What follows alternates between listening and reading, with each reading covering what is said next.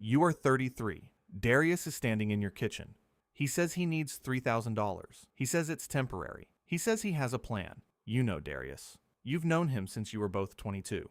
Both broke, both absolutely certain that was about to change. Back then, Darius was the one with the plan. Always had one. Big, loud, detailed plans. He'd lay them out at the table like blueprints, and you'd sit there nodding because honestly, they sounded real. They sounded like things that were going to happen. You write him the check. He looks at you differently after that. Not grateful, confused. Like he's doing arithmetic in his head, and the numbers don't add up. You understand the look. You used to wear it too.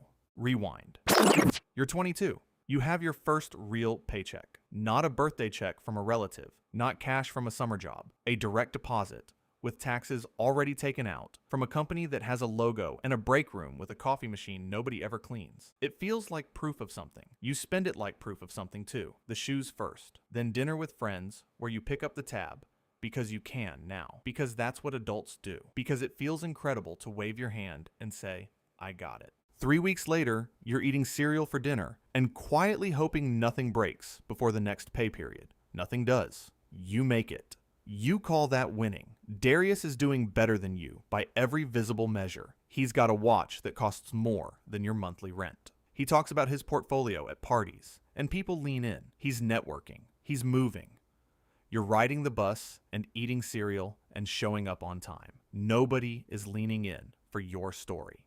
The thing that changes everything isn't dramatic. You're 23. You're at the laundromat because your building's machines are broken. You've got a book you're not really reading, and a load of dark spinning, and an hour to kill. The man next to you is maybe 65, quiet, reading an actual newspaper, folded in thirds, the way people used to do. You don't know why you talk to him. Maybe you're just bored. He asks what you do. You tell him. He nods. You saving anything? He asks. You laugh. The kind of laugh that means no, but doesn't want to admit it. He doesn't laugh back. He says, the money you spend today costs you more than the number on the price tag. It costs you future time. Every dollar you don't keep is a little more of your life that belongs to someone else. The machine buzzes. He folds his newspaper. He leaves. You sit there with your warm laundry and you think about that word. Time. Not freedom. Not wealth. Not financial independence, just time. You do the math that night on the back of a takeout bag. Not this month's math, not even this year's. You calculate how long you'd have to do this. Ride the bus, eat cereal, collect paychecks,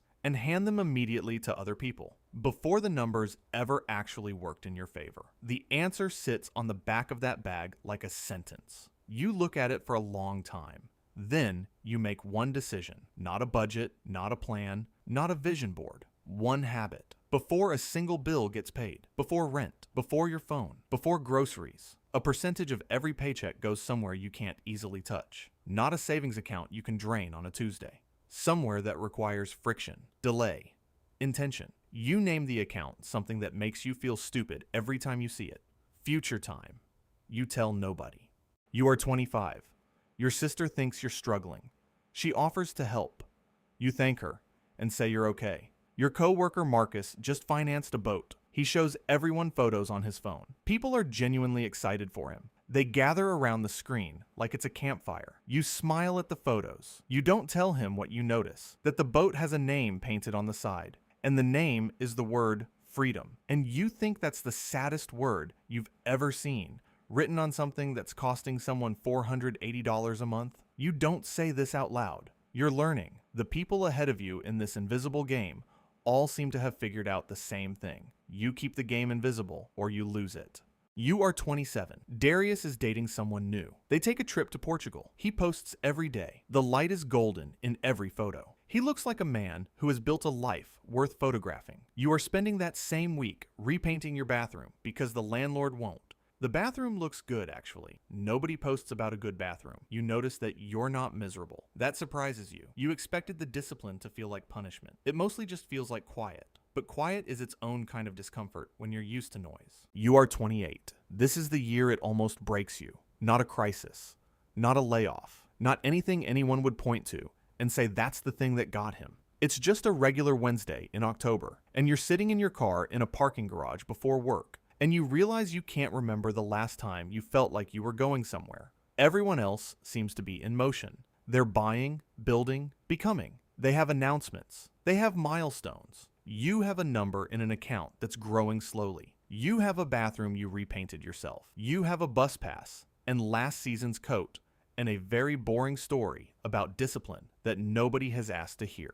You sit in that parking garage for 11 minutes longer than you need to. You think, maybe I miscalculated what a life is supposed to feel like. You don't quit the habit, but it costs you something that Wednesday. Some certainty you can't get back. You start anyway. You go in. You do the work. Sometimes that's all courage is. You are 30. The company restructures. Your whole department gets a new name, a new manager, and 6 fewer people. You survive the cut. Darius, who moved companies twice chasing titles, is on his 3rd job in 4 years, and none of them have worked out the way he announced they would. You don't say this to anyone, but you notice that the people who looked most like they were accelerating are the same people who have the least room to slow down. A shark has to keep swimming. You're not a shark. You're not sure what you are yet, but you're starting to think it might be something better. You are 31. Something small happens that nobody would make a movie about. Your car needs a repair. $900. The mechanic calls and gives you the number and waits for you to react. You say, okay, I'll drop it off Thursday. You hang up. You go back to whatever you were doing. That's it. That's the whole story. But you sit with it for a second, that feeling. Because 6 years ago, that phone call would have been a crisis. It would have meant a calculation, a choice, a weekend of low-grade panic. It would have meant a credit card you'd be paying off for 4 months. Now,